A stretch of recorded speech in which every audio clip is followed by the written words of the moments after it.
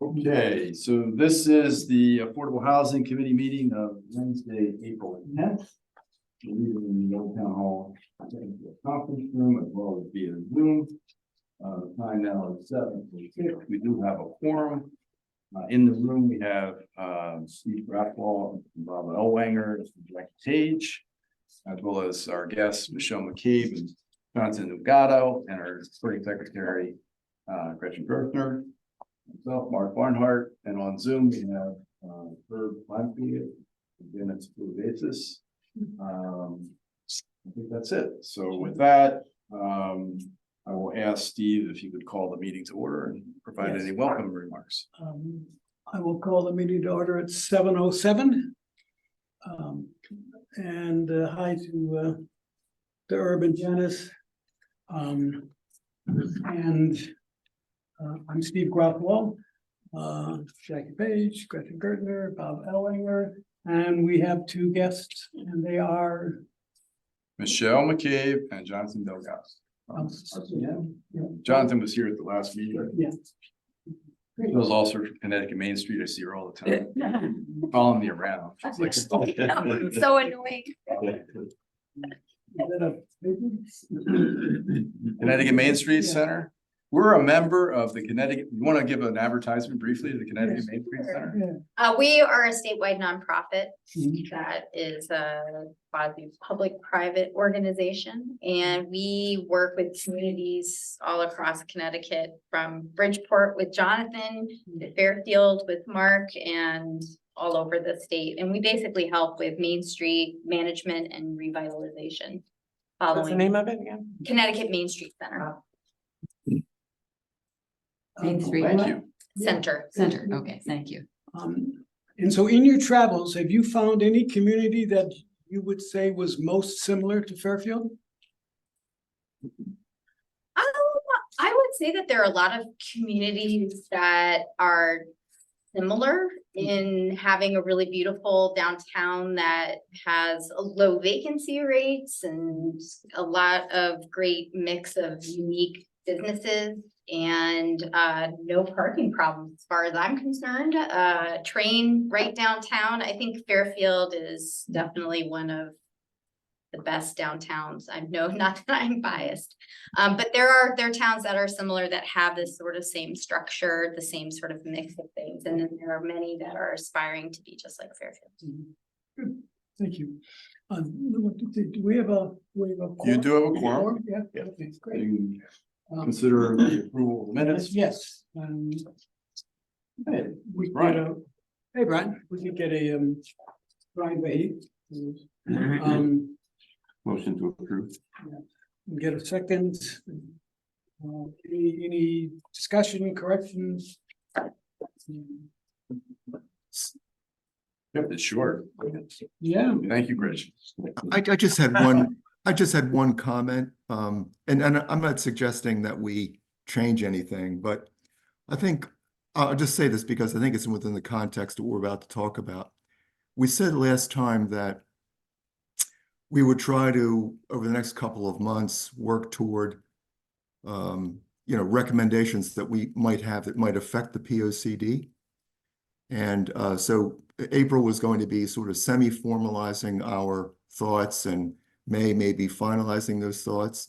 And what happened since that time was the schedule changed a little bit, and then we found that P&Z would be taking up the POCD this month in April, and probably discussing it at a couple of meetings, one of which would address one of them which would involve public comment. So I think that probably changed our thinking a little bit, and I think it probably also directs in some way that we were going to be talking about the agenda tonight. So I just want to throw that in. I'm not suggesting at all we make any changes in the minutes. We will definitely get to the POCD under whole business.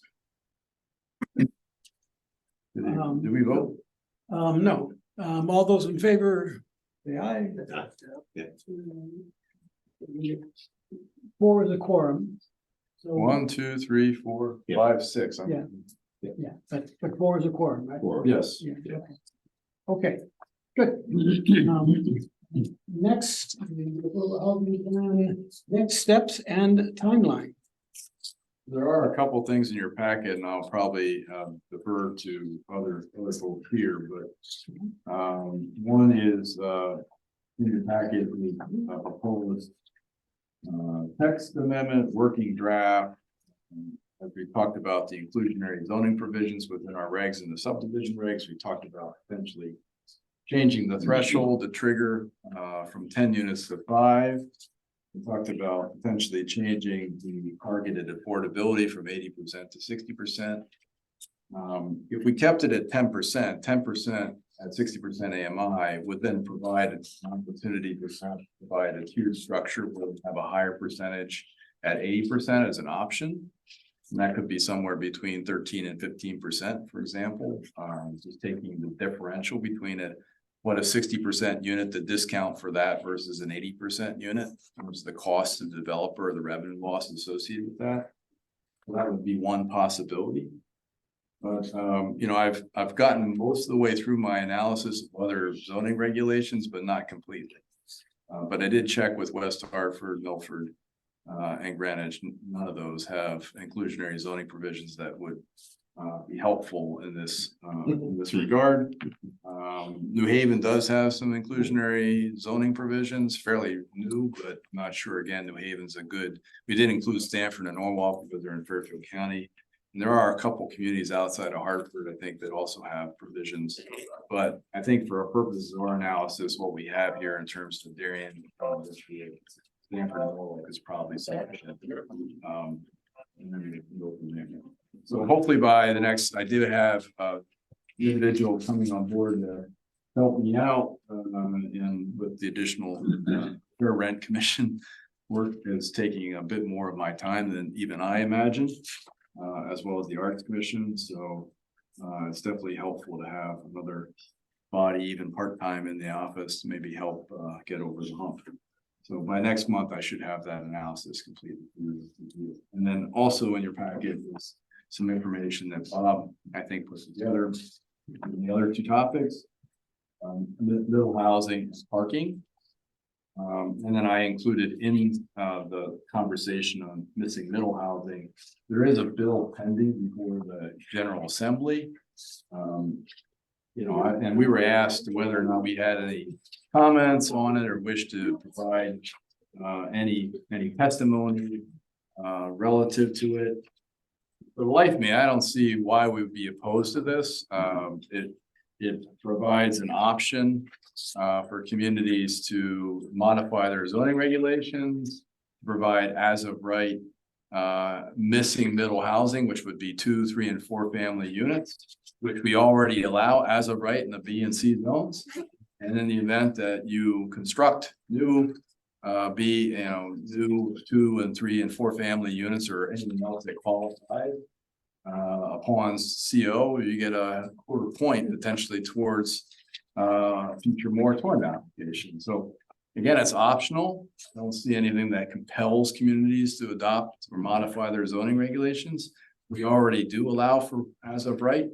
So, you know, it would be my recommendation to the first selectman that we could certainly provide a letter in support of this, but I wanted to bring it to your attention if you weren't already there. This is pending. The other thing that's of note is that it's being, I think the sponsor is Representative Rojas, who we met with here, and we made the point that we in Fairfield do allow 2 and 3 and 4 family units, but sometimes just because of the underlying costs of the land and such, you know, it doesn't necessarily mean that they're going to be a. So There's a high probability of being passed. I would think so. And in that regard, it's probably not a bad thing for us to be on the winning side, right? So You know who was proposed by? yes, Representative Rojas, majority leader. I don't know, but there must be somebody else behind. There's a few other folks, but I was thinking of community group. no, I think this came out of the legislature. It wasn't something pushed by any of the various advocacy groups, but anyway, it was on the topic of Yeah. missing middle housing. So we wanted to get to some of the proposals that Bob had worked on, so I'll turn things over to Bob. I just have a question though, before we leave, remind me again, the difference between the state median income and versus the Bridgeport, which one's higher generally speaking? Right now, the state is higher than Bridgeport. Okay, so that's why we kept Bridgeport. Because we're lumped in with Bridgeport. Not more, Yeah. yeah, okay. So we were talking, the other thing I left out of this one was, the whole conversation about a payment in lieu option. We can certainly resuscitate that at some point. I don't think that, going the 250 Pequot was the perfect vehicle by which to consider this, because I think in some ways it maybe brought up some other issues that the commission would rather not deal with, but I do think we might want to, from my standpoint, giving the town or the planning and zoning commission more tools, and it makes a lot of sense. Whether they choose to exercise that is another thing entirely, but I don't think it hurts to have some options. And that's why, having a tiered structure that gives developers an option to go either with 60% or 80% units with the appropriate set aside, makes some sense too. So what's the next step then? I Once think- you've completed your analysis. I would come back to this group with a proposal. We might want to, again, with regard to the next two items, we're talking about some changes on the Right. middle housing, the B and C zones and parking. It may make sense for us before we actually propose. I've always wanted to propose or have a conversation with the planning and zoning commission in there with their planning hats, a joint meeting as we've done before, to get some informal feedback before we make the formal application. But short of that, I think a meeting with staff would probably be appropriate, with some folks from this committee, along with the planning director, assistant planning director, myself, and then we could hash out any issues or things that they might foresee that we should take into account before making the final application. So that would be the process I would recommend. Okay. I have a question on the excuse me, And this is a reducing, working draft, so you guys can, reducing from 80% down to 60% area median income. yeah. Does that automatically mean that the developer must, based on economics, make a donation to the 60% parking? Because at 30% of their annual income, they won't generate enough of a rent in order to cover the cost of building and maintaining the unit. Whereas at 80%, they might. Well, the issue, I think there's a couple things here. One is the way I'm thinking about it is, and it's not reflected in the text, but one option would be to keep it at 10%, but lower the threshold to 60% and then have a higher percentage at 80%. So if somebody wants to provide 80% units, they could do that, but they're just going to have to set aside more units, 13, 14%, 15%. If you did the math, it would probably work out to 13 or 14%. 80% units would be equivalent to 10% at 60% AMI. And that ties in very nicely, very consistent with Darien, New Canaan, Ridgefield, that all have set aside percentages at 14 to 15%. So we're on track. We'd also have to adjust the TOD overlay zone, which I think we've already talked about, to make it at least 15%, if not more. Because you're providing much higher density in that zone. We're already talking to the developer, Radio and Black Rock Turnpike, in terms of incentivizing them to go beyond the 12% set aside to 20%. But with half of those being 60% AMI units. So we're talking about that, but we're basically trying to incentivize him to go beyond what's required. And we've talked about, maybe a different approach, which would be requiring it. And then if there's a gap that's produced by virtue of that, trying to fill the gap with subsidy. So, But you know, as we try to encourage the developers to provide more affordable housing units, sometimes we get close to whether or not it's economically feasible. well, that, you're right. I think that's, Brian's brought that up too. I think it's a balancing act. We should probably want to do a little bit of sensitivity analysis to make sure that, these are feasible. We don't want to like put something, we have examples where we have things in the regs that are not feasible, that no one uses. They look good on paper.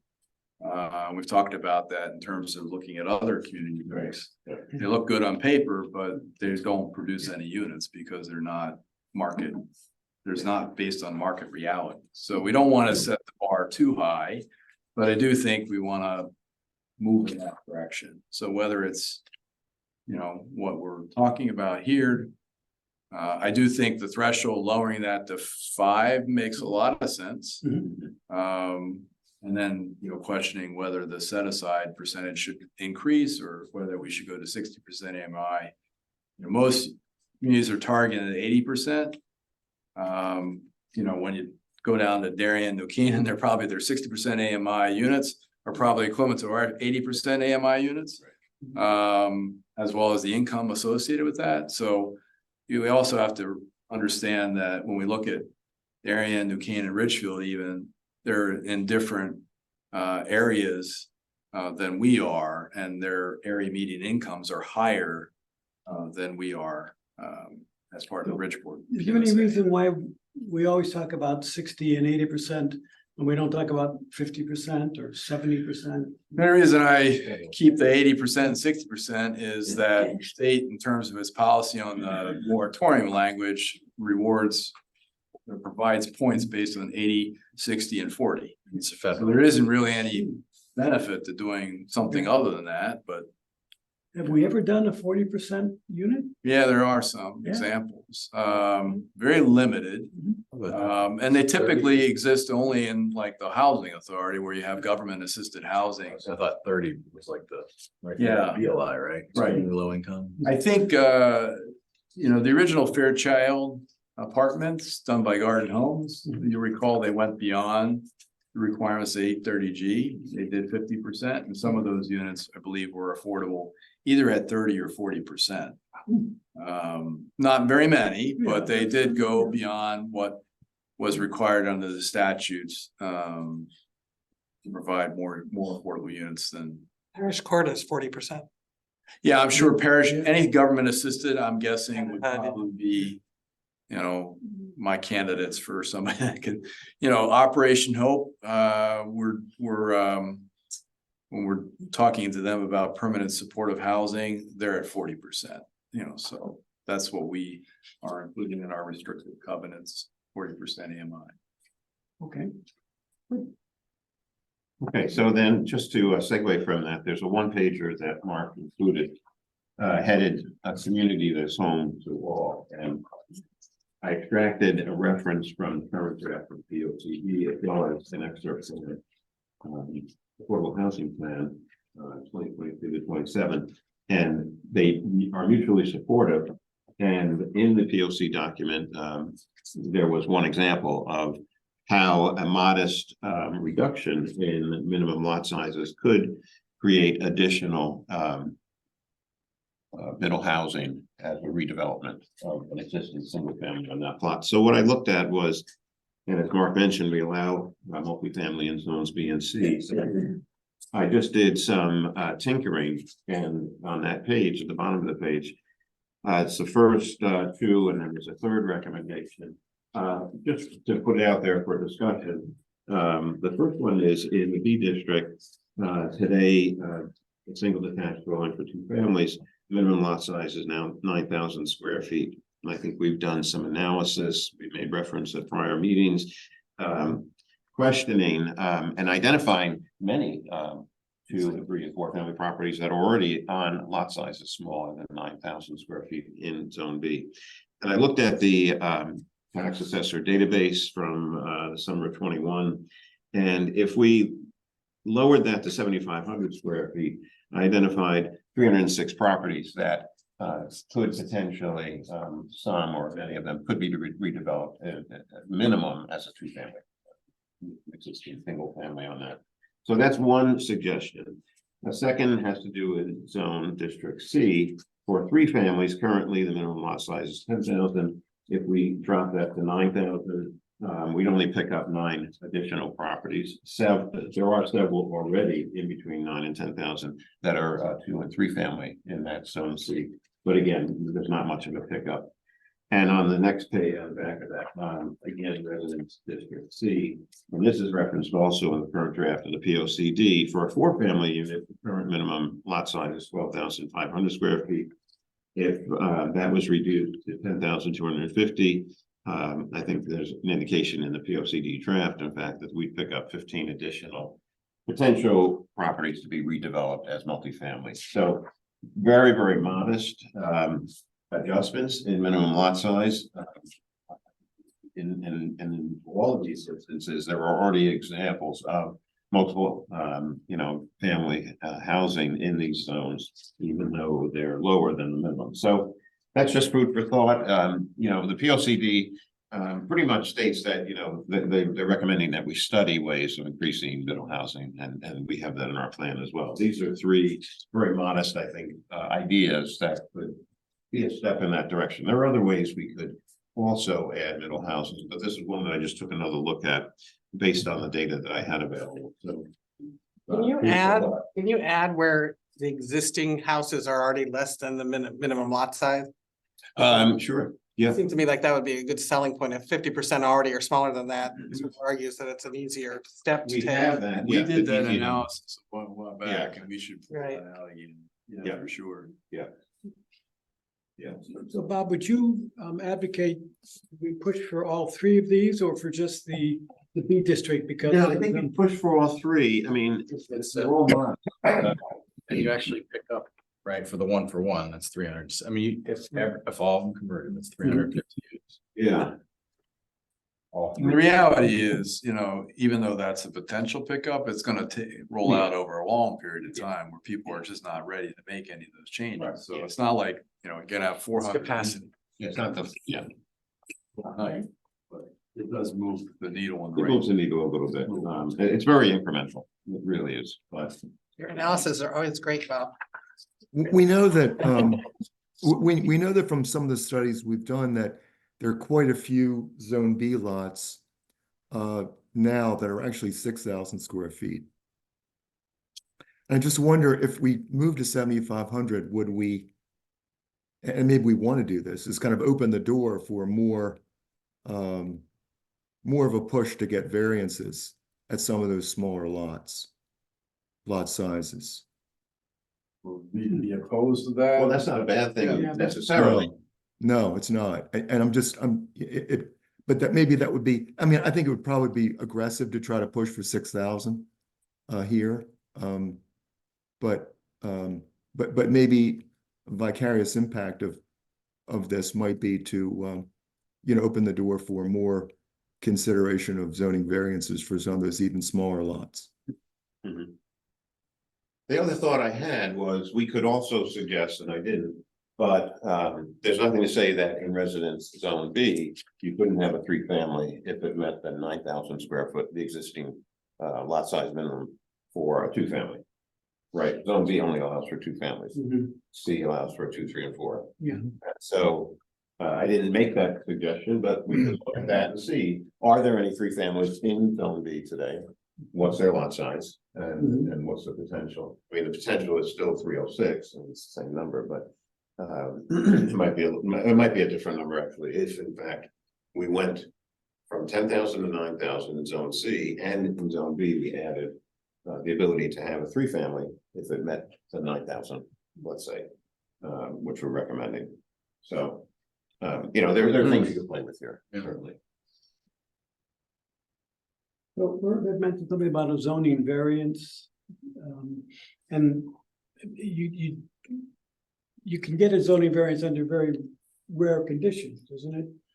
You apply for a variance, variance is a separate process where you go to the zoning board of appeals and demonstrate that you have a hardship, which is very subjective. I mean, there are some legal standards in terms of what that test is supposed to be, but at the end of the day, it's a very subjective test.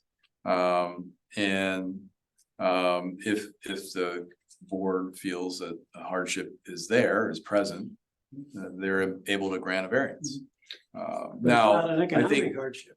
it's not supposed to be an economic hardship, but it's, it's based on unique circumstances of that property that make it difficult in one way or another to achieve the true fidelity to the zoning regulations. The point that I've made, in particular in commercial areas, for example, parking as it relates to restaurants and food service establishments, particularly those located downtown, where you routinely grant variances for restaurants where it's, 90% of the restaurants can't achieve the parking requirements under our regs and are granted a variance. You'd have to question whether or not, in those circumstances, whether you should change the regs, because it's no longer a unique circumstance. It's not an aberration, it is the norm. So, and I think, that was the point we're making with Residence B. There was certainly a high percentage of duplexes that existed on a less than a 9,000 square foot lot. So what's the rationale behind a 9,000 square foot lot as a lot size, especially if you can show that 50% exists perfectly well on something that is much smaller than that. But do they exist because they got variances or they just? No, I think I think they exist because they created largely zoning reflected existing development patterns that were already in place. And so a lot of those have been around for many, many years. Zoning. Same with parking. I mean, I don't know if anyone would satisfy the current parking requirements as it relates to what's currently in our reg. Yeah, true. We're supposed to provide, 2 parking subject. spaces for each family, right? To the next topic. Yeah, that's a good segue to the next topic. So the other handout that Mark included was a staple, multi-page document, proposed amendment to off-street parking regulations. And this is sort of circling back and putting a bow on a few things that we talked about, but I wanted to start with the residential off-street parking regulations. I think we alluded to this at the last meeting. And on that first page, 28.6.1, I put together, and that cover page is really the result of an analysis that is included in your packet that we'll go through, because I looked at 11 other municipalities in Connecticut. And right now, for 1 to 4 family dwelling units, minimum parking requirement is 2 per family. 5 to 10 families, it's 2.5, and it's 3 for dwelling units for 11 or more families. If we just stay with that for a second, if you flip the page, you'll see I've extracted from the other municipalities I looked at, 11 altogether. And you can see they range in size. Some are much bigger, some are much smaller. We're sort of in the middle in terms of population. But many, if not most, do have breakpoints for 1 to 2, and then 3 plus, not all of them. That's our current schema. 5 of them require fewer than 2 spaces per family for 2 or more units, which is kind of interesting. They're fractional, 1.3, 1.5, 1, kind of interesting, in Richfield. 4 municipalities, including Fairfield, require more spaces as you add families. And then Stamford and Meriden, it doesn't matter how many families, it's just 1 plus, and it's 2 spaces, period. And so in looking at that data across those towns, I sort of got the thinking, and my recommendation would be that we just simplify and we just say 1 plus family units, it's 2 spaces per family. It doesn't make sense that we have a schema that increases the number of spaces that units. And I did find it interesting, the development on Katona that's going to be redeveloped as housing. They could, I guess, in theory, have 54 spaces, and they benevolently gave up 2 to put more trees in to, I think they were asked to, they could have given up more though. You Yeah. know, but, you know, under the new proposed amendments, I would suggest that they only need 36. They're gonna end up with 52. You got room for a lot more trees there. So let me pause there and ask your thoughts or comments. Does this make sense? You sort of simplify our residential. You wouldn't even need that, you just say with, stopping with dwelling units and. Yeah, it's 1+. Exactly, yeah, you would delete the others entirely, you just strike them. And the question is whether we should be more aggressive, really. Do you need 2 parking spaces for every unit? Well, a single family house, you need 2, right? Is that what this is saying as well? Yeah. That's what it is today. Yeah. I would- So the parking requirements for every development is you need 2 parking spaces for every unit. Specifically like that. Yeah. That's where most towns are at, though, it seems to be, that seems to be. True. I mean, again, it's the incremental, making some progress. Mhm, yeah, I thought this was really well done, Bob. You know, you did really good analysis. good, and Very clear. The So- comparison is great. that has to do with the residential, and then we're gonna segue into the commercial, the retail. And I looked at, again, those 11 towns, what are their minimum parking requirements for retail, shopping centers, for banks? And I threw in bowling alleys, because I'm thinking pretty bowling alleys, not all of the towns have a reg, because they don't have a bowling alley. We still have one. So right now, you know, our reg says that it's 1 parking space for every 200 square feet of gross floor area, that's 5 per 1,000. And I'm proposing a modest reduction to 4 per 4,000. per 1,000, or And 1 you- for every 200. And then you put a cap. And then I put a cap because there are, and only 3 properties would meet this cap. But I said, you know, at 100,000 square feet, adding more parking just didn't seem to make sense. So you're capped at 400 spaces, basically. I mean, and we have 3 properties and you've got those details there. And in terms of bowling lanes, that's all over the place. You can look at the supporting data. If you go to the next page, you'll see, first of all, a chart that says off-street commercial parking requirements, and it lists the towns. And it shows what their requirements are, and they don't differ. Retail stores versus banks, they're pretty much the same. It's pretty much 1 per 250 or 1 per 200 square feet. We're pretty much pretty consistent. Norwalk, West Hartford, Fairfield, Meriden, and Ridgefield have a bowling alley. And they're all over the lot. I mean, West Hartford they require 8 spaces per lane, minimum 8. 5 in Norwalk. We require 4. Meriden has 3, Ridgefield is 4. I think we Might should, be similarly out of date, you know. yeah, woefully. When you did the summary at the end. Yeah, let's look at that table, which is the next part. Because it needs some explaining.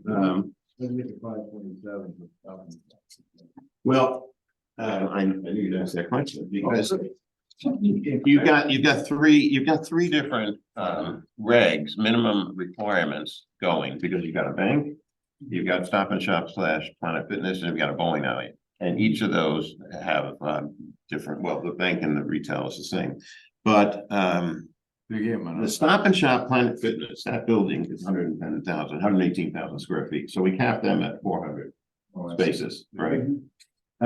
If we do the bowling alley at 2 rather than 4, they're at 112, and then 15 for the bank. They have 15 right now. So that's how you get to 527. Wow. 400 plus 112 plus 15 under the new proposed rate. That's how you get. 355, And they'd still, compared to their average usage, wow. and that's why those 4 rows are highlighted in yellow. Those are our biggest bangs for the buck because they have the biggest, they have at least 200 excess on average, again. I do want to call to your attention the fact that, you know, you've got a column for gross floor area, then the number of spaces required today by code. The next column is interesting because there are only 3 properties that actually don't even have the minimum number of spaces. The ShopRite Pearl Vision is required to have 553, they only have 357. Home Depot, 490, they have 357. So somehow they're already under the minimum currently.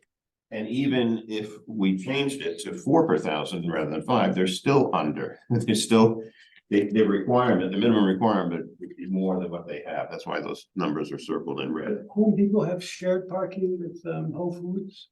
No, it's not shared. No, you couldn't really, you don't park in Home Depot and go to Whole Foods, you know, or Petco or, yeah.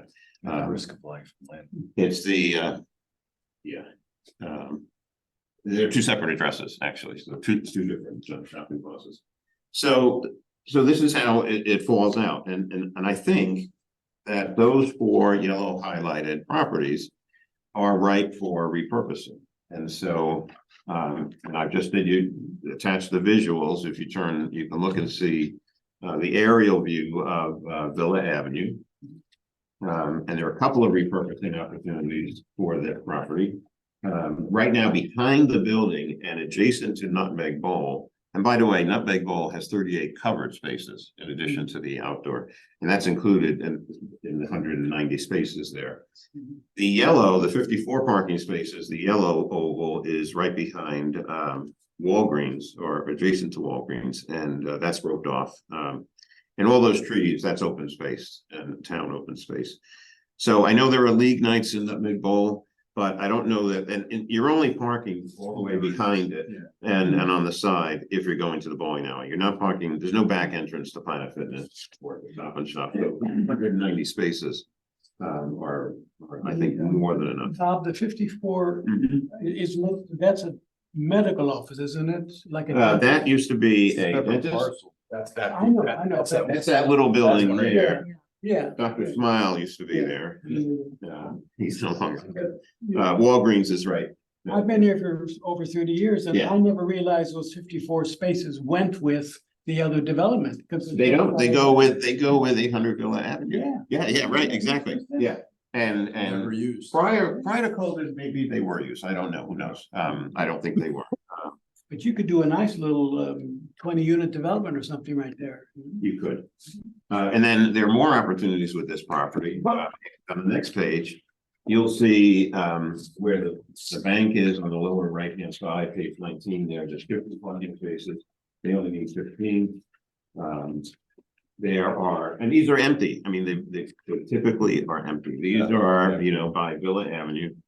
555 plus 110 is Wintertime, 160. they park a front loader Yeah, yeah. there, but that's about it. So, you know, I mean, this is property that very few people, you're not gonna park in those spaces, and what's a long walk to Planet Fitness and to. Oh my God.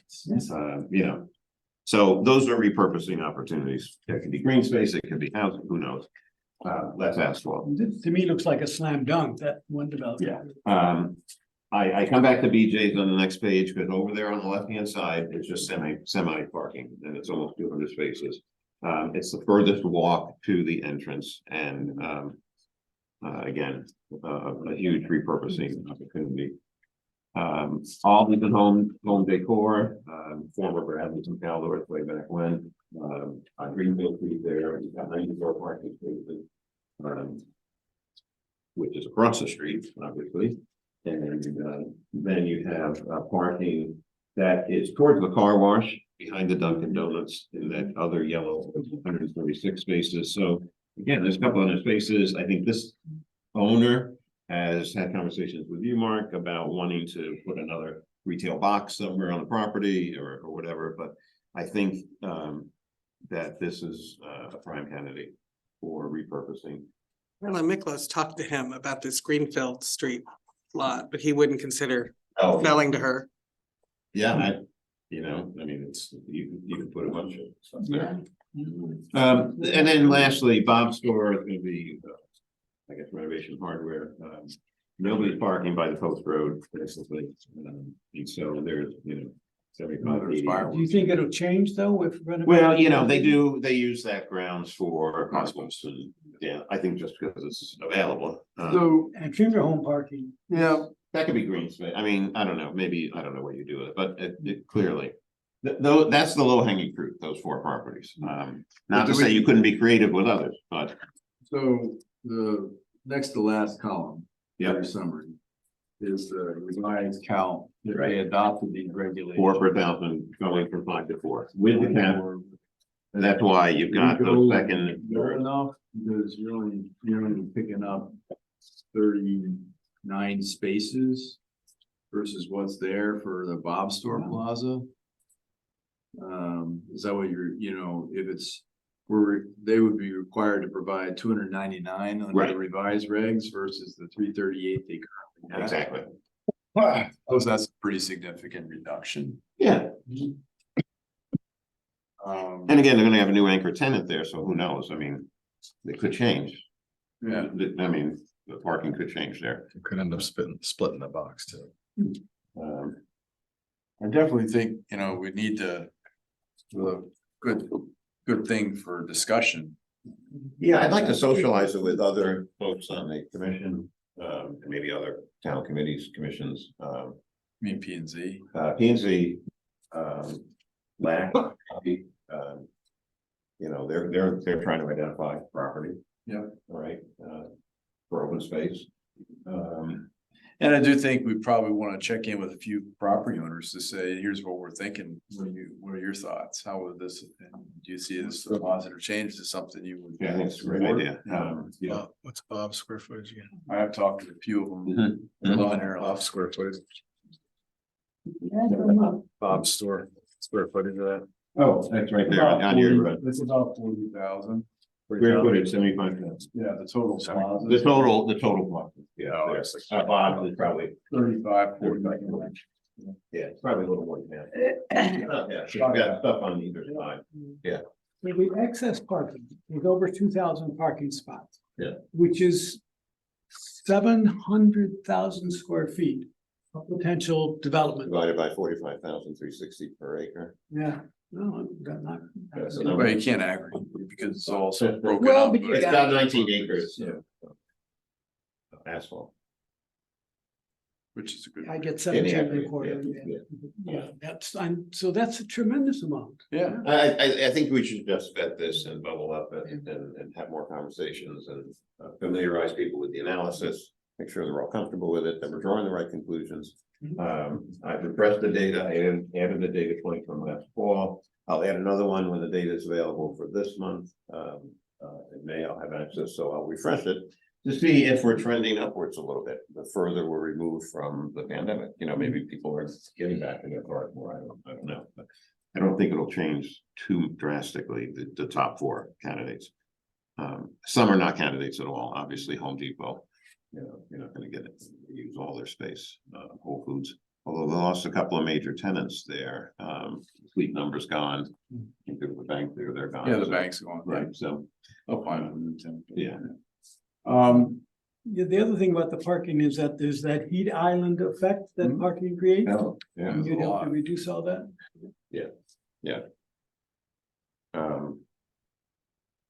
so that's it. Well, who else should we talk to? Obviously, we'll talk to a few property owners. There are a few other commissions that we identified as potentially being supportive of this. We had one meeting with folks from, couple guys from economic development. Maybe you want to come to an economic development. Present this analysis, it's already done. All they have to do is support it. Exactly, So yeah. I think you can probably do the same with land acquisition, if you think that they might be. Yeah, if they'd be receptive, I mean, we have the same goals, where we're trying to identify property, We could put, repurpose the property. repurpose to more Yeah. productive use, even if it's Yeah. open space, Yeah, I think that's an excellent. And then, just P and Z itself, I guess.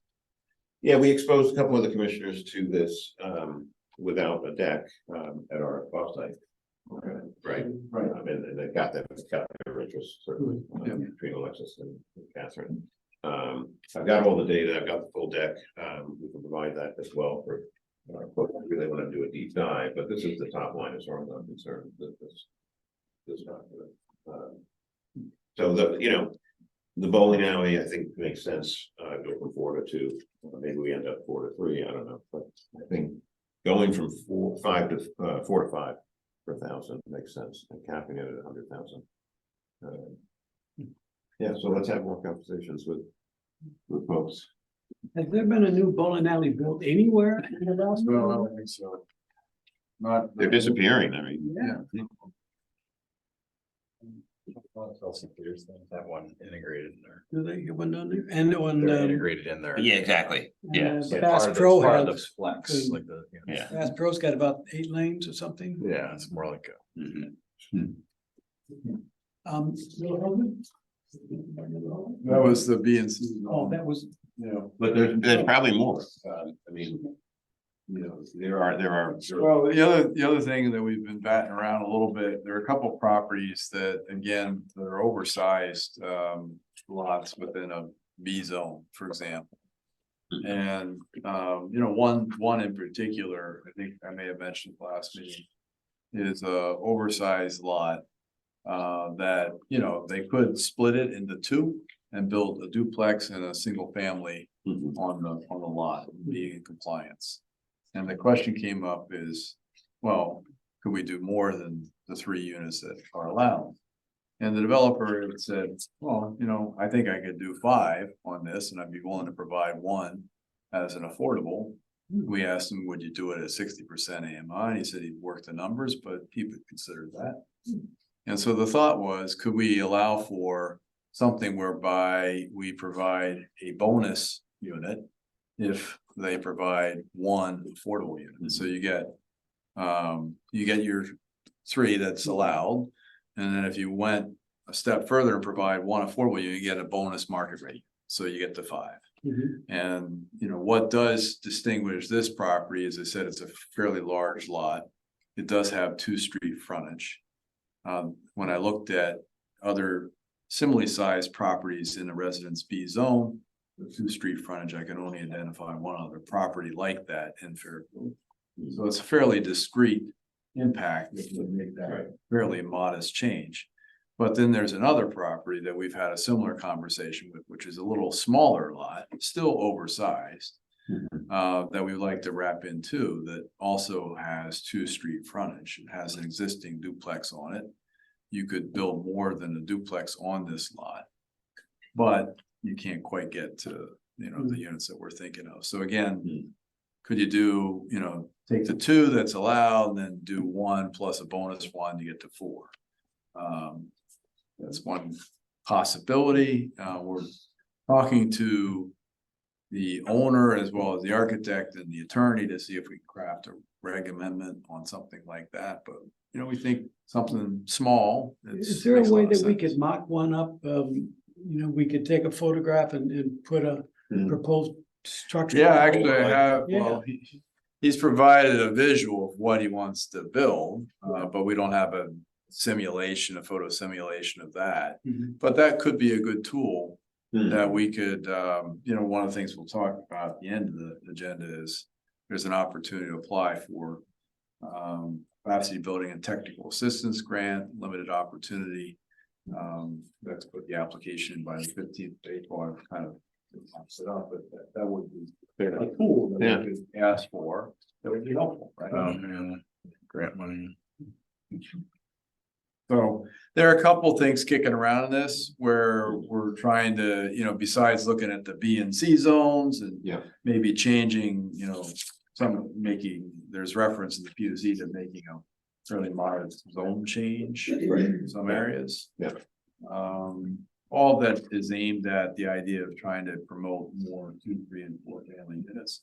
I did mention in my research on the inclusionary zoning, I looked at Bethel's TOD zone regs, and they do have typologies that we don't allow as of right, like they have a 6-family unit, 6-family development or cottage cluster, some of these other things that we've talked about but aren't specifically called out or defined in our regulations, let alone being permitted as of right. So, you know, there's possibility we could expand the universe of typologies that we allow beyond a 4-family unit. If we want. I guess to what extent do you you strain the existing sewer capacity. You've got an aging system. Gerber talked about it and, you know, you wanna kind of address that from an infrastructure point of view.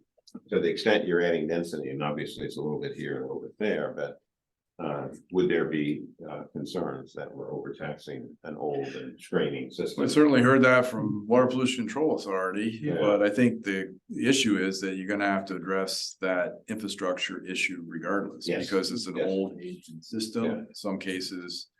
Undersized, underinvested, so it's gonna have to be replaced, and it's better to probably replace that system. And get the INI out of the system than upgrading the plant. To treat water that you shouldn't have to. That was like $100 million discussion to upgrade the plant because they were at capacity, but you wouldn't be at capacity at the plant if you took 50% of the Right. gray water out of the system. Yeah. Which is they've estimated the INI flow is 50% on the eastern side of town. So you're taking 50% of water that shouldn't be in your system and you're treating it at a plant. And that's why your plant's running at, 99% capacity and why they think you have to upgrade the plant. So they're now focused on taking the Yeah. INI out, which Okay. is why they charge a fee. Yeah. So they have an INI fee that gets assessed on every development. Mhm. Like an impact development fee kind of thing? Yes, it is, Mhm. very much so. Is So it more I do than that think, fee? I mean, I think we've talked about, a lot of our B and C zones are in areas that are, the eastern side Right.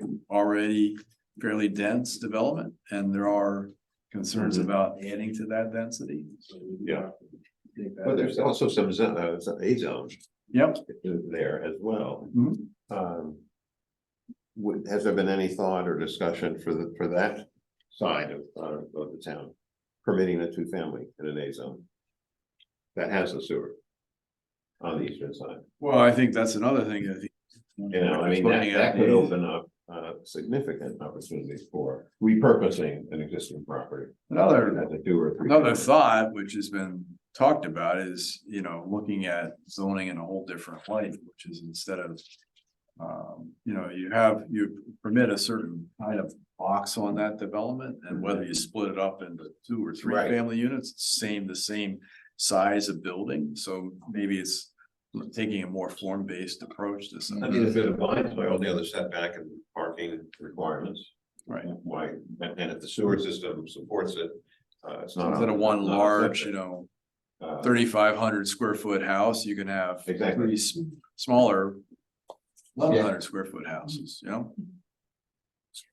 Does this affect what we were just talking about, with the P O C D, they're talking Yeah. about reducing down to A? Yep. There must be a bunch of 2 and 3 families in this district now. Well, it wouldn't change, it wouldn't make them, it would make them non-conforming, but you wouldn't have to change it. I think part of it is around where they have flood issues, they don't wanna exacerbate those, so I think part of it is to.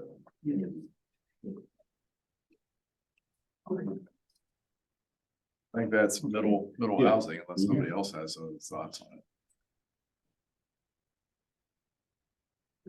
Really good work, Bob. Really good work. Yeah, super. Over time, we could probably look at where some of the A zones and B zones come together and look for Mhm. maybe certain characteristics that would lend them to some sort of, different treatment, but I can't say I have any immediate ideas right now in terms of what those characteristics would be, but there are, when we looked, I guess a year and a half ago, we found that there were quite a large number of A zones that are actually non-conforming, A zone lots that are non-conforming themselves. So, It's 30%, I mean, it's a big number. I think the bigger issue for us, I guess, would be is if we're going in that direction, we want to consider that, just to make sure that the P O C D. Draft is. Right. Broad enough. Well, it appears to be, I mean, it pretty much just says explore additional ways. So as long, You know, I mean, that's the one way, It's a big it's kind of a tent. catch-all, right? Big tent. Right. yeah, Yeah, That's really a critical sentence, I think, that got added after the very beginning, which I think is probably important to maintain that flexibility. Yep. I wanted to go back to inclusionary just for a minute. If let's say we went to 5 minimum for inclusionary. So we're really starting to talk about providing incentive to a developer to develop less expensive lots in that situation, aren't we? I mean, if you were to build 5 250 Pequot type units, to make one of those affordable would be a fairly significant financial strain, right? Relative to building 5 more modestly priced units. And maybe that's a good thing. You know, maybe we're providing incentive with that to build the kind of units that we really are, you know, aspiring to see. Well, they're already subject to the inclusion that 250 Pequot, you know. Right, but Mark, it's now, so 2 of those 18 will be affordable, right? So that's Would change 11%. unless we, But if you start talking about 20%, right. and you're looking at a big subsidy. Anyhow, just a thought. No, I agree. And that's why, you know, maybe that wasn't the best case, but certainly understand the argument for sale units. You know, maybe providing other options where either they're created off-site, but somewhere in the same vicinity, or there's a payment in lieu. Or at least the option to consider that. Okay.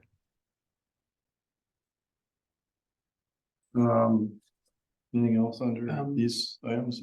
I don't, Herb, was that all for you? Well, I guess the question is where we go from here, right? So What I heard was we need to reach out to a few other stakeholder groups, on the parking in particular, but perhaps others. Maybe we would have a discussion with, in the absence of the full planning and zoning commission in a planning capacity, maybe with just with planning staff. Yeah. And then perhaps we would also do some sensitivity analysis to determine what the impact would be on development, plus talking to a few property owners to make sure that they would find these things helpful. That sound like a plan? okay. Well, given what we think the P&Z timeline might be, what implications does that have for our timeline? Well, you know, we might just not be able to have a joint planning meeting with planning and zoning. And so I don't know that we necessarily, it would be nice to have a conversation informally, kind of like a concept review, like they're doing the pre-application concept reviews. Maybe we could ask for one. I don't, but in the absence of that, maybe we can just get some guidance from staff. Yeah, exactly. Yeah. And that'll, you know, that'll be sufficient. It'll take our lumps when we get to full commission. At least we put it on the table. I just wanna, you know, if the P O C D, we just need to make sure that anything that we're talking about here, the P O C D is broad enough to encompass that. I think it is. I think it is, yeah. You agree? Good. Mark, on the parking, would there be any advantage of talking to someone like Galante? You know, there's only like 1 or 2 parking engineers or traffic engineers who seem to do all of the consulting in this area. I don't know if Mike's still practicing or not, but I'm sure we could find a traffic consultant and ask. It's not a bad idea. Give us a different perspective. Yeah.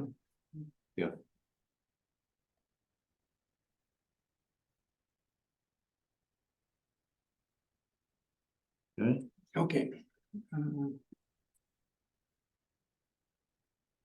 So update on Riverside development? There are no new applications for the moment. There, you mentioned Beacon Square, which I believe is moving forward to CO. If I haven't already received it, I have received a copy of the declaration of covenants and restrictions was recorded. We did review their marketing plan, posted the availability of those units. I know they're starting to accept applications. I think they were pre-leasing for 528 Black Rock Turnpike as well, even though I don't think they're at CO yet. Park Avenue is a little further behind, probably a month and a half out. But those were the three projects that we've been tracking very closely. Upon completion of which we would probably pass the magic threshold. So we're working to put together the pieces of our application. And is there somebody that helps with that? Like sometimes they have expediters, that smooth things through the bureaucracy. There is no expediter at, once, it is a very prescribed process. Mhm. So before you submit the application, you do have to notice it. Which is kind of a last call for all 830G applications that come in. And then you submit it. Mhm. They determine whether or not it's a complete application, and then they would notice that decision as well. And then approve it. So it is laid out in the statutes and the regs as to the process. So it's not like you move it along faster than it is. It's really, for us, we just want to be ready. There's a lot of paperwork involved here. And we want to make sure we have a complete application with all the i's dotted and t's crossed, and we just want to make sure we are ready to go when that final CO comes in. That's it. Was anything decided last night at PNC on Berkeley? I don't know. I didn't. I know it was on the agenda. I was at a Board of Finance meeting. Mark, if I counted up the completed developments correctly, there's 23 that are completed, which means that you get 23 annual applications or certifications. We are, that's one of the issues I've brought up with part-time housing specialist. I've focused on the inclusionary and set aside developments. Less so on government assisted, because there are other parties that review compliance. And even less so, although we'd like to, on the smaller 2, 3, a number of these are Operation Hope. I know they're being provided for permanent supportive housing, but again, for good practice, we would want to make sure that we get an annual report of some kind from all these units. So that is a weakness that we're trying to correct right now. So it was really a roundabout way of asking, should we be lobbying for more staff for you? Yeah, I think, if originally I was trying to let's hold off, let's evaluate, but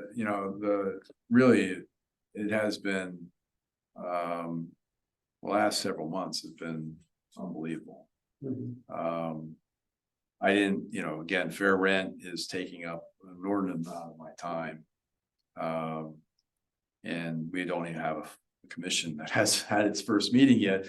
I have my first complaint, but there's a full process that has to be adhered to. Somebody has to investigate the complaint. It has to get logged in, acknowledged, investigated, referred to other departments. In this case, there was a housing code issue.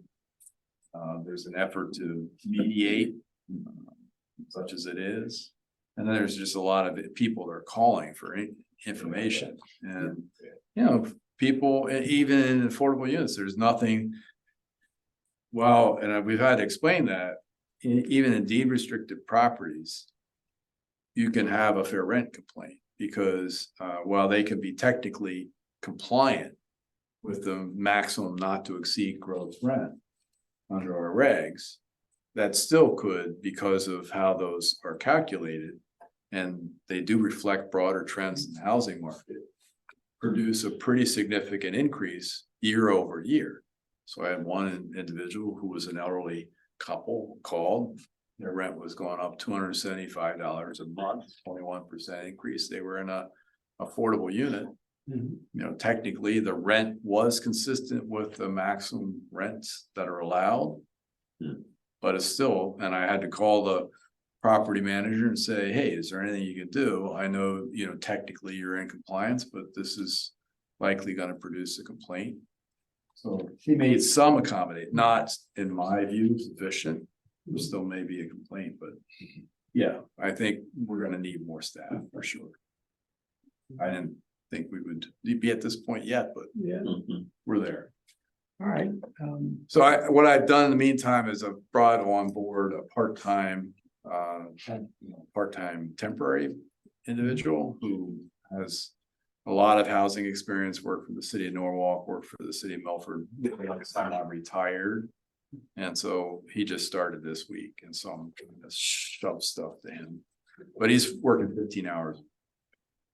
So I'm covering that with just basically I have some money set aside, we're not gonna fully spend, so I have with the first selectman's permission. Because you have restrictions, the CBD. I can't use that. Yeah, we're tapped out. on that, so. But if we got the trust fund, if we had to talk about it, you know. Yeah. Yeah, I think it is, we do have an allowance in the budget, you know, so that hopefully, you know, the idea was we put some money aside, use a year to assess what the impact would be of some of these new boards and commissions and what impact it's gonna have on staffing. I was hoping it'd be like a temporary blip, and then once, you know, kind of gets over the hump, but maybe more than a temporary blip. And certainly as we have more units coming on board, we'll have, you know, we do try to make sure that people are living up to their obligations. We monitor these things, and we'd like to continue to do that. Plus, what I've said is, you know, we used to have a very robust program, and we used to market that very aggressively, and we've kind of gotten away from it because we just don't have the staff to do it. We'd like to go out and talk to landlords and say, you know, there's money that we can invest in your properties to maintain the quality of the housing stock, plus provide some affordable rents. So I think that's another opportunity too. Okay. The trust fund, Trust fund, we are at over $1 million, with the reserve of 319,000 for Parkview, which we probably won't use all of it. We have an adjusted uncommitted balance of $705,839 as of the end of last month. 705,839.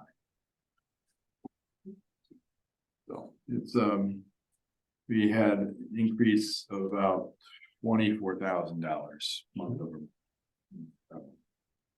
month. I reached out to the mayor of Hartford about who was the previous, Land trust, and he's on family vacation right now, but we're gonna chat when he gets back.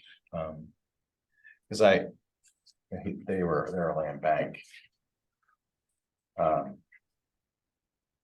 And I mean, lots of things you can do, you know, land trust, if you're gonna, I think is a logical place to assign restrictive covenant, deeds. That's where it should be, not necessarily with the town. It should probably sit in the land trust if you have one.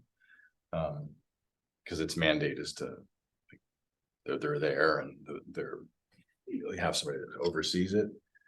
That's what he said. Those are longer term. They use the land bank because the city was seizing properties, you know, tax delinquent, clearing them and putting them in the bank, and then they were rehabilitating. They're still doing that, putting them out. And so I think there's potential to have both, really, depending on what.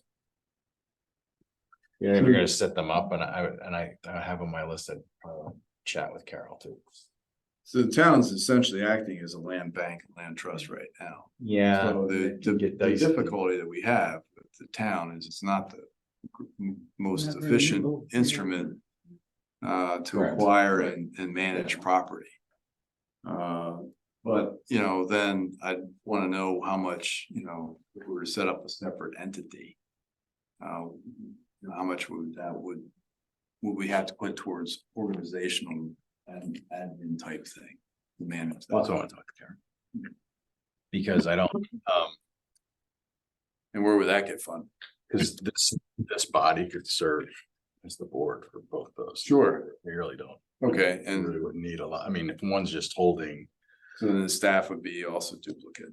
if the land trust was, you know, just holding and overseeing, monitoring the things that. Yeah, it's essentially why communities create redevelopment authorities too, yeah. Right. So I'll see what he says. I did note that they have a timeline up on LM.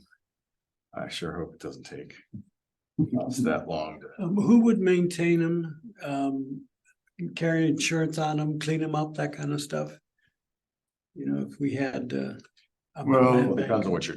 Yeah. Land bank, Yeah. they don't sit there very long. Yeah. So it's more of a place for like. We have money and we say, oh, you know, whatever, but let's take this one off of it's gonna be put up for auction because of. Whatever tax liens or whatever, we say, oh. It's like an intermediate step. Mhm. so- Yeah, they basically, you Thing. basically cut off the developers of the past, like, oh, no, it's our mandate, we're gonna do it, and now you actually have a place to put it, but then you rebuilt it, you put it out there for the purpose, so if you go to their website, it's actually, they have some videos. The issue sometimes is municipalities don't like to give up the power with that, you know, to vest that authority with somebody else. Cause it kind of short circuits the process. The process as we know it, which probably does need to be short circuited because it's pretty I mean, convoluted. Bridgeport could really use it. But yeah, there are some advantages for sure. I don't know that we have as many situations as what Hartford, you can see pictures, they have the whole, which ones they did, and I'm like, I don't think we have too many properties. We like don't, Yeah. but you know, essentially. The properties that we're managing now for affordable home ownership, they're where the town's acting as the trust. Because we're essentially now moving more towards a ground lease. Where the town owns the underlying property to maintain That would go right. to the land trust. regulatory That's where it belongs. control so that you have somebody to backstop it. To make sure that it stays affordable. Yeah, so you just basically take it from a public. Right. Entity to a. So instead of the nonprofit- town being that- nonprofit Structure, yeah. Entity, it would be you know, the Fairfield Land Trust or whatever. Mhm. I am moving the ball. As we all are, slowly. So Parkview, the Board of Selectmen did approve the redevelopment agreement. And so we With haven't Habitat. executed it yet, but they've signed off on the development agreement for the site. The next step would be to negotiate and present, not negotiate too much, but present a ground lease for the property.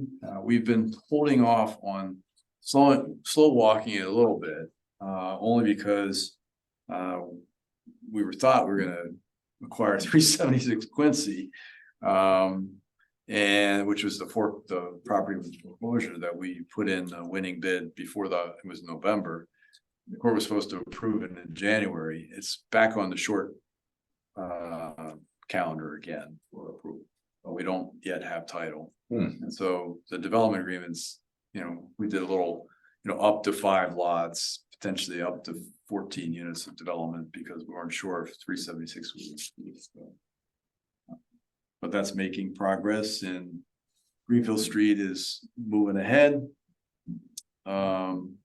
We get a call today from the diocese about St. Emery's. Really? And they're seemingly a little bit more anxious to talk to the Carol. So we have moved ahead, or I've asked Carol to move ahead with getting an updated appraisal. Mhm. There is another entity out there that there was a letter of intent, but you know, I've been kind of pushing for the housing authority to take a role, because I think, you know, ultimately, long term, it'll be much better for the community, for the neighborhood, for the church, and everyone involved, because I just don't see, you know, based on the numbers they're talking about, it be some kind of 830G monstrosity there, and I don't think that would look good for anyone. It'll look good on look good from the sound when you're on a boat. Yeah, there is some benefits. See it to from the site, sound. because it does step up, but yeah. What's that? Oh, that's 830G up there, yeah. Yeah. So we're making some headway there, and I did include the POCD. I think what we're asking folks to do is just take a quick read of the revised text and make sure that there isn't anything that seems out of place or is missing that we should. Herb and I talked a little bit this afternoon, and I had asked Herb if there was a section other than the chapter on, oh, it was the first chapter, basically. A community that is home to all, that appears to be the That's the housing main section. piece, yes. There are other sections though that you might point to that we should look at, or is that basically it? I would focus mostly on that section. I think it does do a pretty good job of incorporating the recommendations of the affordable housing plan. But we can just take a look. We talked about some other ideas, and this, I believe it is encompassing of the things that we talked about. But would help that. Put our eyeballs on it.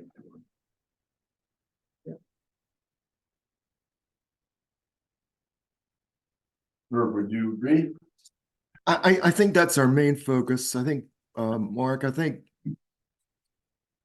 you know, you and I spoke with Jonathan Michelle about DCD and whether there might be any potential to relax some of those regulations.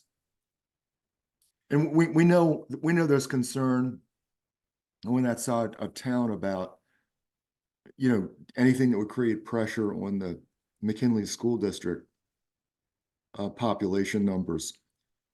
On the other hand, of course, Jim Wentz numbers continually show a de minimis number of school students that wind up in these multifamily units. So, or I'm sorry, in these multi-unit developments. So I think it's important that we have some flexibility built into the POCD. So it's just for longer term study for DCD and DRD.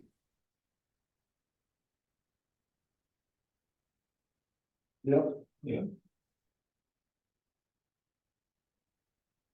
Yeah, that next chapter does have a couple of recommendations. Yeah. It has one on the parking, going from, going down to 4 per 1,000 is in there. As well as limiting 50% maximum residential floor area requirement, DCD, and some other things, so. We should look at that too. Okay. Yeah, but I think a lot of that was referencing the Center Design Business District and not DCD in general, so. Right? Not the parking, it's for all. No, I mean, even Yeah. the. Yeah. Yeah. Even the 50%, wasn't it? That's, yeah, that is in the DCD, Right. and the CDBD.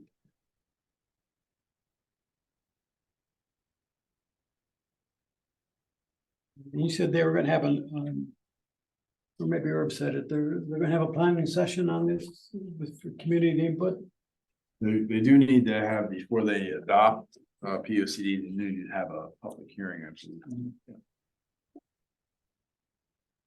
But we'll have plenty of notice on that. Yeah, I would assume. Yeah, I think this is going to take a while. I think they were talking about having possibly 2 sessions in later April where they addressed the POCD, but and they were thinking that one of those anyhow would involve some sort of public comment, but this isn't going to be resolved in one session. Certainly between now and our next meeting, the POCD will not be put to bed. So I think we want to just stay on top of it and continue to study the issues.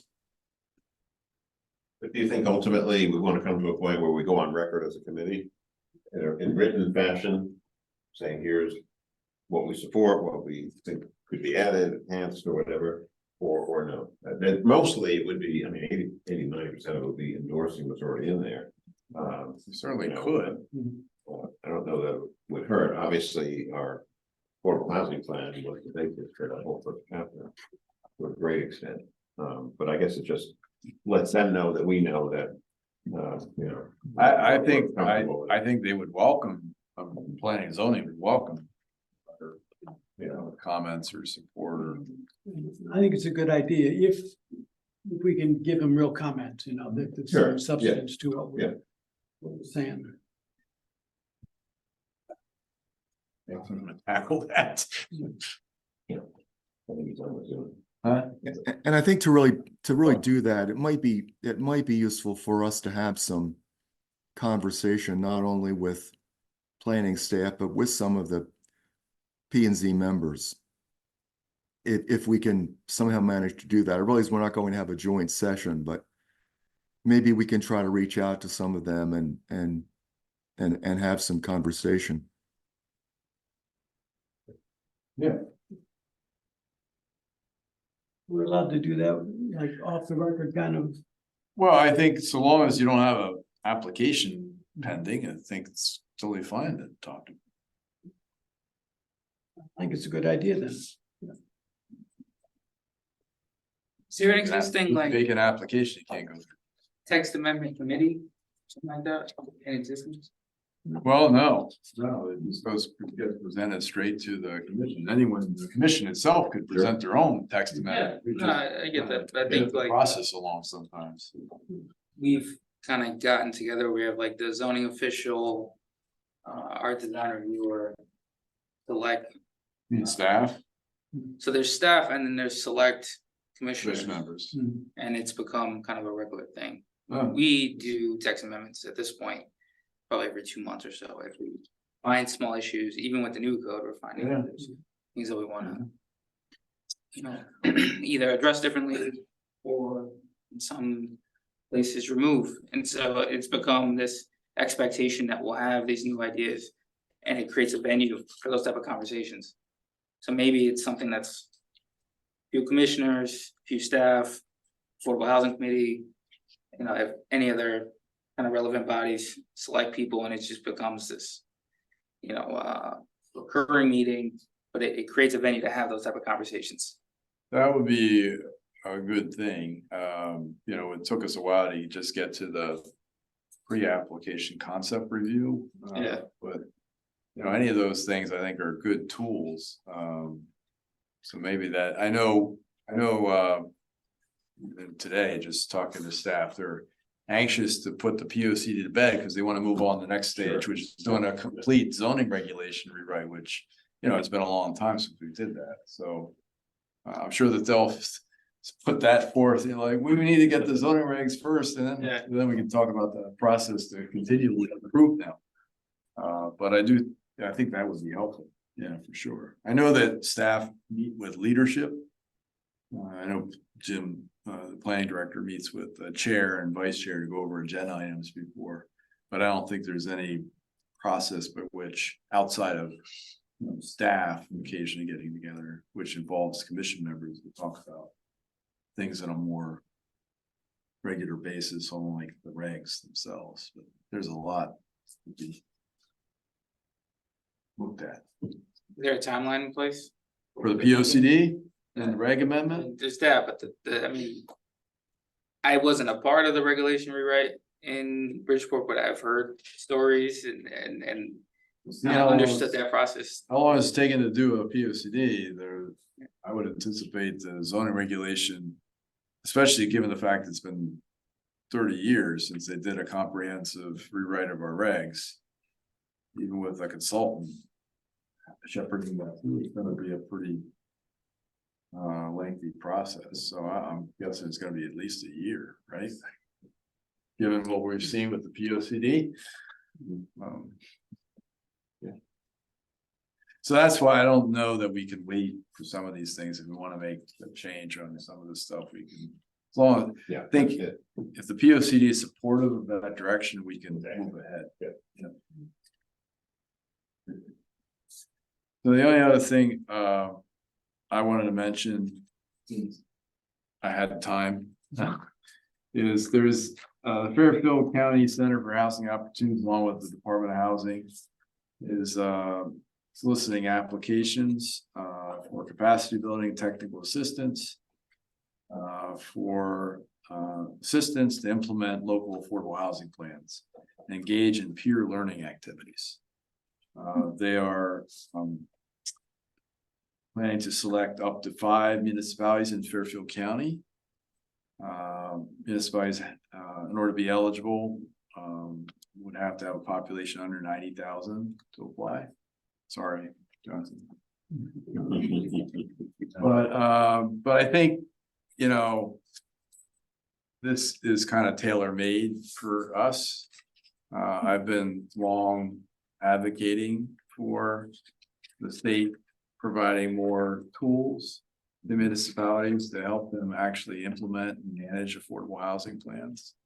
And I've pointed to Massachusetts as a model. They do have planning staff and they have tools on their website that municipalities can use to help do some of these things. Maybe somebody heeded that advice. But I did mock up it's a very short application process. And, you know, they want to link to the affordable housing plan, identifying any community-led groups that are working to advance affordable housing. Besides this committee, I put the Fairfield Senior Advocates. They're asking, what recommendations are you most interested in implementing and why? And I indicated that we're looking really intently on ways to increase opportunities to develop missing middle housing. We currently permit 2 to 4 family units as of right within certain residential zones. The units fit well within existing neighborhoods and generally well received, but it's often hard to make smaller scale projects economically viable. And that's, you know, also the challenge associated with that, make them economically viable. What help are you looking for? And I put updating zoning. You can also select other things like pre-development assistance, design assistance, financial tools, data collection, working with developers.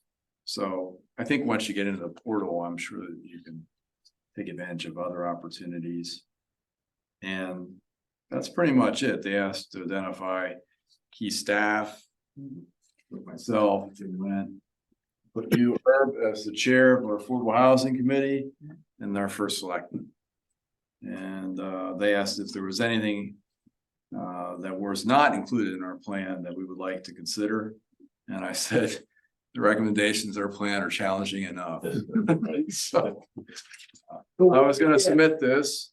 How much money do you get? You don't really get, it's not a whole lot of money. I don't think it's money directly. I think what it is what they're trying to do is just hook you up with other planners, other communities. It's the stuff we're doing now informally. I'm talking to a lot of other communities regularly about what we're doing, what they're doing.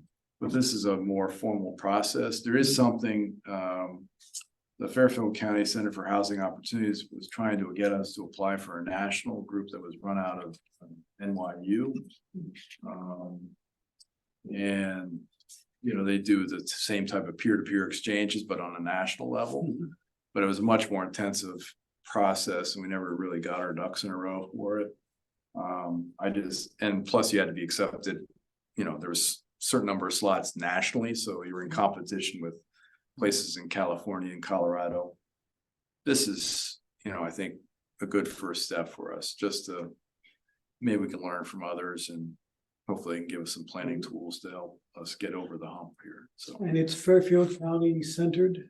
Fairfield County Center. So I think it's a demonstration, and I believe DOH has hired some additional planning staff. So I think they are moving in this direction to provide some planning assistance to towns and cities. So that's good. When would this start? What's the timeline for how long? Is it like a year's? I don't even know. It didn't really say a whole lot, but I just know I have to apply by the 15th, so I'm just gonna put it in this end. Right, Chris, like I don't, 11:59. Schedule. I figured since we were having this meeting, I would just bring it to you. And I can, the housing collective Yeah, this is the group. Yeah. will help. Yeah, I'm on the board, so, they're also providing help for the land trust, land bank stuff if we can get there. So, I think also with the things you're applying to, the other benefits you, right, we feel more, we tapped in a little even more closely to the Department of Housing. Right. Commissioner. I don't think it hurts. If money does. Right. Does bubble up, you know, you're front and center. Yeah. Yeah, we've had some interesting conversations with housing recently, so. Not all positive. I mean, we had, the issue, I think I've explained this before, we've had opportunities to do affordable housing here, but the cost per unit is higher to develop in Fairfield than it is other parts of the state, and the state hasn't really adjusted their thinking to allow for that. So, they balk when you say, I need $1 million to buy a 4-family unit. Well, why $1 million? I can, get a lot more for that someplace else. Well, it's not in Southport, so, that's the problem. But we're still not there yet. I've had this long issue with, you get beat up on the one side, you're not doing enough to create housing opportunities. The state wants to create housing opportunities in places like Fairfield or Southport. And But they don't want to pay the money that it does to actually do that. Recognizes the higher cost because they give you 20% higher rents, right? Yeah, there's an exception rent for the payment standard, which is what we're using to do the multifamily rehab. We have another deal pending. We're providing 10% of the acquisition cost to purchase a single family home that can be converted to a duplex, and both units would be affordable for 40 years under the terms of that agreement. So, we've been using those dollars, 10%, we're putting $58,000, it's a $587,000. So it costs $587,000 to buy a single family home. We're gonna convert to 2 units. I'm putting 58, he's getting a mortgage for 75%. I'm putting 10%, he's covering the rest. And we're getting, that's $30,000 per unit as our subsidy for a 40-year restriction. Based on the payment standard. So to me, that's a good deal. But it's not earth shattering, it's 2 units at a time, Needle vibrated. That's it. Every little bit helps. Okay, Ask Representative Rojas about. Yeah, we explained that to, the other thing I think the state does too is California has a housing trust fund. We have a housing trust fund. The state of California leverages their housing trust fund, provides grants to municipalities that have housing trust fund. So can we do that here? We have a housing trust fund. Can you give us money out of your housing trust? We can double. Yeah. We can leverage that. We haven't gotten there yet. So I think part of it, we don't have a lot of rules for our thing. They come in, we're just doing this on kind of like handshake. If you there is a contract at the end, covenants and all that, but it's not the consolidated application, so it's not a 20-page application somebody fills out. I don't know. There's got to be a happy middle ground. Yeah, good there. So is there anything happening with the Fair Housing Commission that we need to know about? For rent. Fair rent, I'm sorry, yeah. Well, we haven't met yet. I think our first meeting is the 25th of April. Yeah.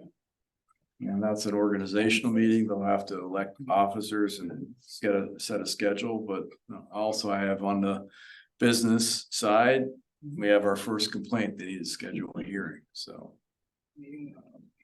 Yeah, I think I don't know that there's anything we need to do here, but one of the things they may want to do is do a study to look at what the rental market is, so they have some better understanding of what the average rents are, That also helps inform us. but it would help us. Yeah. And maybe we need to help fund it. I don't know, because we don't have a lot of money for this stuff either, so. Keep you posted. Okay. Anything else? Janice, anything from Janice? Nothing from her? Do I hear a motion? Michelle, anything from you? Hear a motion? Tomorrow's the 56th anniversary of the Fair Housing Equal Opportunity Act. Right? April is. Discriminating practices in housing. Yeah, yeah. There you go. Lyndon Johnson. There's something about the UConn basketball team. Too. Yeah. All right, The girls almost made it, the boys did. I make a motion to adjourn. All in favor? All right, thank you all. All right, thanks, everyone. Some of the dinner when I made before I ran down.